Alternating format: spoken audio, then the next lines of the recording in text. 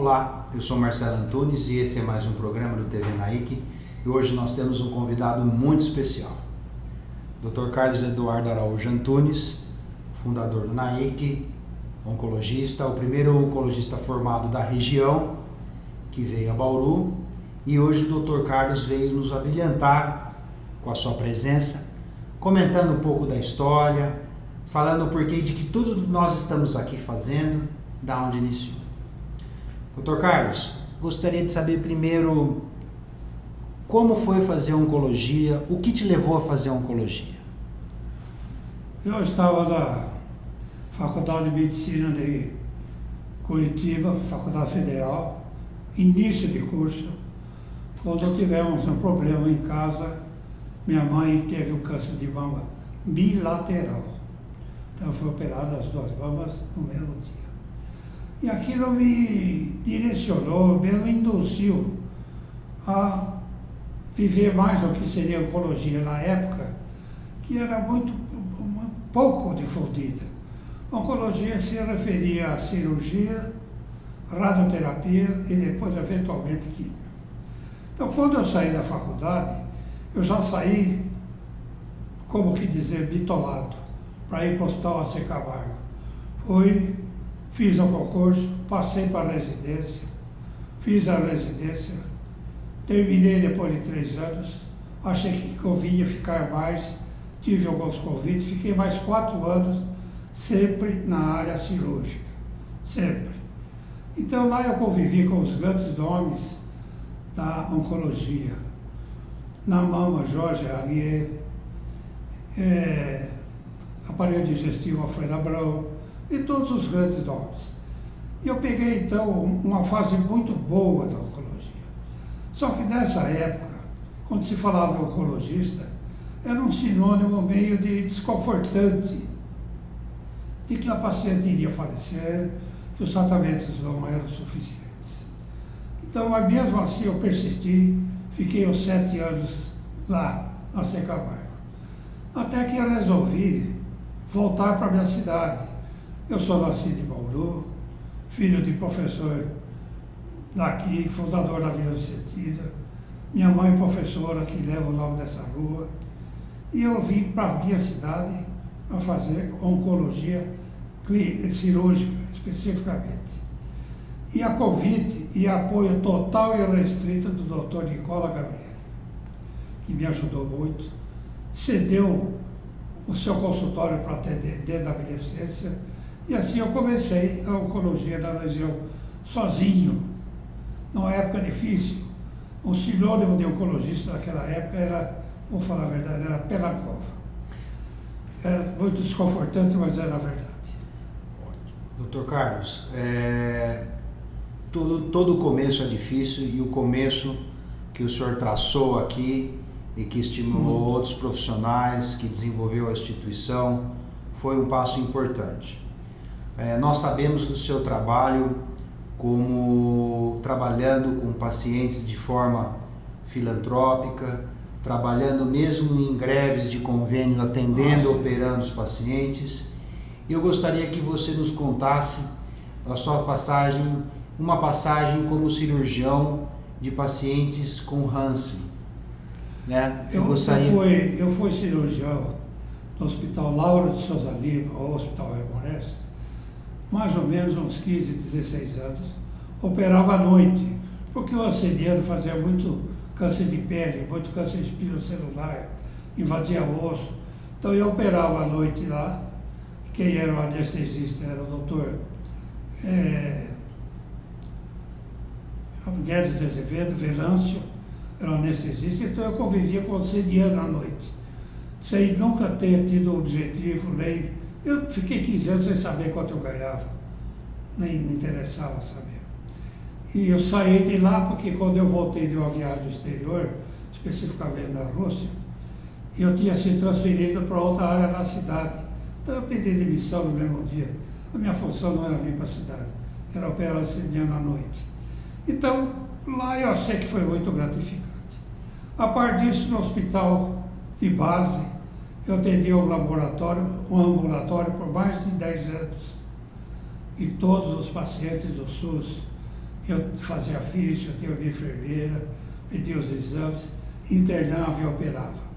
O treino cirúrgico nosso, por longo tempo, foi de 6 a 10 cirurgias por dia. Isso era muito. Saía de casa 5h30 da manhã, voltava às 10 horas da noite.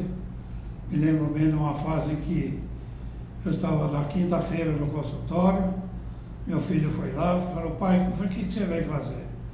Eu vim ver o pai. Era quinta-feira, nós tínhamos tido um contato no domingo. Então aquilo lá me fez botar uma ordem de vida. Mas aí a oncologia começou a melhorar. A quimioterapia foi tendo um avanço muito grande, foi separando do cirurgião, porque o cirurgião operava, o radioterapeuta irradiava, e o mesmo cirurgião é que fazia os esquemas mais simples, que chamavam-se na época CMF. Mas com o avanço da quimio, foram todos se afastando e dando lugar o que é imprescindível hoje a quimioterapia. Felizmente, o Dr. Marcelo veio para cá, estou falando como médico, em 2009, veio somar um esforço sobrenatural, de muito conhecimento, e eu falo isso não é relativo, não, com muito orgulho. Então a história da oncologia ela é muito interessante, porque a evolução dela, já que falou em mastectomia, ciado de mama, o primeiro ciado de mama operado e registrado no mundo foi por um cirurgião grego chamado Galeno. Ele que fez a primeira mastectomia. E ele era plástico também.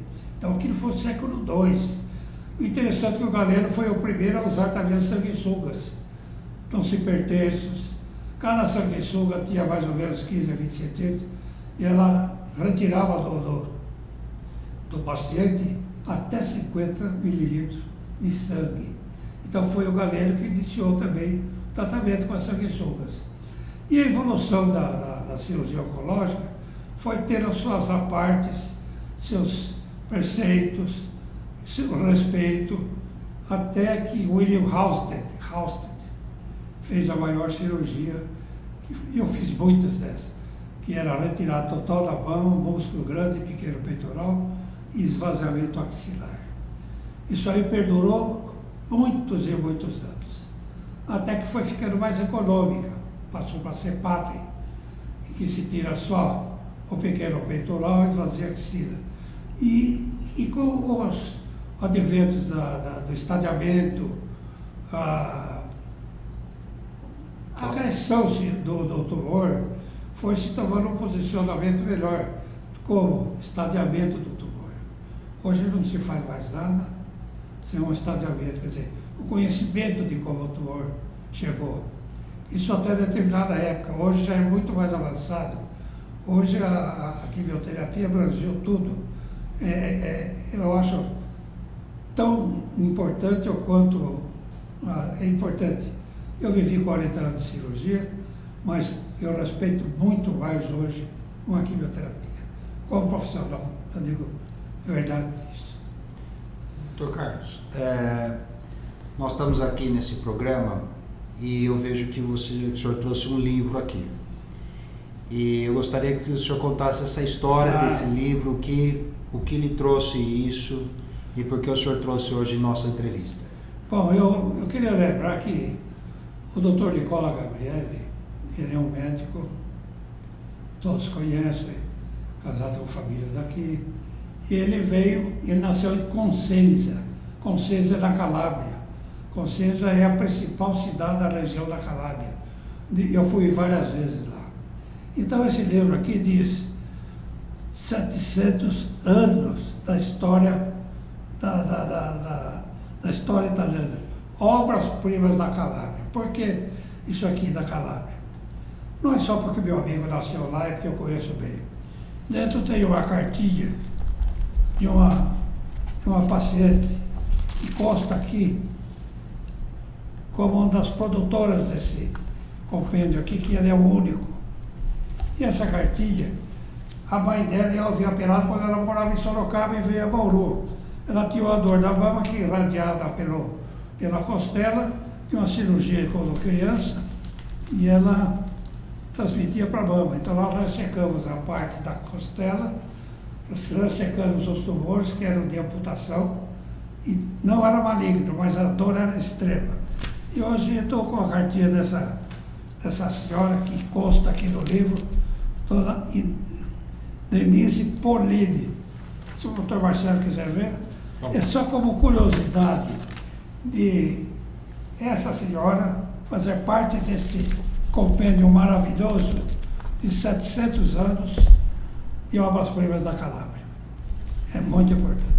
Prezado Dr. Carlos, não tenho palavras para expressar a gratidão que tenho ao Senhor por tudo que tem feito por minha mãe ao longo de todos esses anos.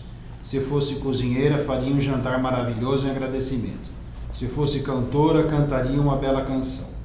Como trabalho em museu, pensei em enviar o catálogo de uma exposição que tivemos há alguns anos atrás, que foi muito bonita. Espero que goste. Todo o meu agradecimento. Grande abraço, Denise. É muito bonito você ver a história do Naim, que passa por situações que não são só medidas como estratégias de tratamento, mas tem sentimento, tem amor. O Dr. Carlos, quando eu pude acompanhá-lo, quando criança, fazendo a sua arte de medicina, ele me ensinou uma coisa. Quando nós chegávamos no hospital, primeiro nós temos que ver os pacientes do SUS, porque são os pacientes que mais necessitam da gente. Então esses pacientes precisam ser vistos antes, ter alta antes, muitas vezes precisam de transporte público, passar no posto para pegar medicamentos e depois você vê os outros pacientes particulares.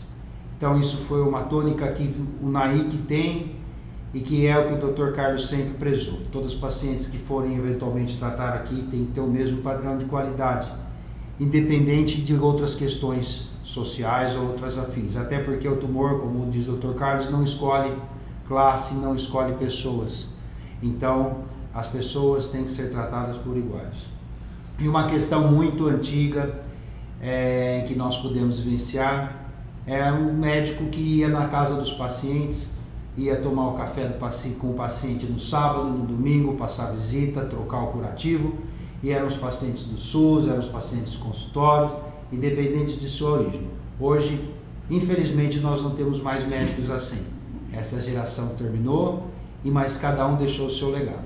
E o Dr. Carlos deixou o nosso para nós. E nós agradecemos, Dr. Carlos, a sua vinda aqui, o quão importante você é para todos nós, e gostaríamos de deixar uma mensagem final para nós aqui. Isso que o Dr. Marcelo falou, sobrever os pacientes, no Hospital AC Camargo, primeiro nós vimos os pacientes do 8º andar, depois do 7º, depois do 6º, até chegar no 2º andar. Os pacientes do 8º andar eram chamados X. X corresponde a SUS. Era um X que ia no prontuário. Então nós vimos sempre os primeiros pacientes X, depois que descia, vendo os mais afortunados financeiramente, ou seja o que for. Então isso aí torna-se como norma de vida. Eu acho importante. Deve ser feito sempre assim. Eu estou contente, orgulhoso e honrado de fazer essa breve entrevista aqui. Gostaria de ficar falando a vida toda sobre o que nós fizemos e gostaríamos, e já estamos transferindo tudo para o Dr. Marcelo com muita honra. Muito obrigado. Fazendo conexão com informação, deixe seu like aqui conosco, curte, deixe seus comentários, e nós terminamos mais um programa do TV NAIC. Obrigado. Obrigado.